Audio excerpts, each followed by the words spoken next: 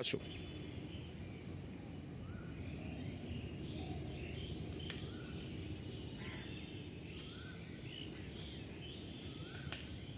একদম আমার সামনেটা এসে দাঁড়াও।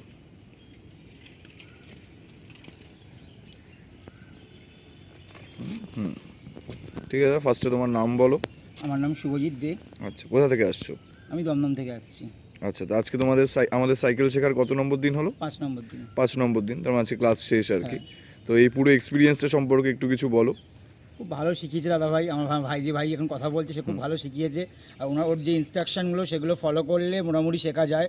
আমি নিজেও ব্যালেন্স একদমই জানতাম না, সেখান থেকে আমি একদম অনেকটা বেটার এসেছি, অনেক এখন মোটামুটি চালাতে পারছি, সব থেকে বড় কথা। ফার্স্টে যখন এসেছিল তখন তো একেবারেই সাইকেল না। কিছুই জানা ছিল না আর না, কি। আমি কিছুই জানতাম সেখান না। থেকে এখন তো রাস্তায় চালানো ফালানো ভালোই হচ্ছে আর কি। পুরোটাই পারছি আমি।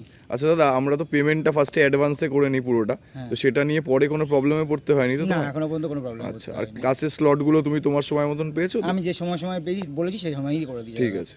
তবে আমরা যারা ট্রেনার আছি, তারপর প্রশান্ত দা পুরো ব্যাপারটায় কোঅপারেট করেছিল হ্যাঁ, তোমার? সব ব্যাপারে কোঅপারেট করেছে আচ্ছা, আচ্ছা। সব সময়। আচ্ছা, ধরো যারা এই ভিডিওটা দেখছেন বা তোমার বাড়ির কাছে যারা আছেন সমবয়সী বা কম বয়সী বা বেশি বয়সীও যারা আছেন, যারা সাইকেল শিখতে চাইছেন, একদম স্টার্ট করতে চাইছেন, নানান কারণে শেখা হয় না, তো তাদের কি তুমি এখানে এসে সাজেস্ট করবে শিখতে? অবশ্যই এখানে অনেক বেটার।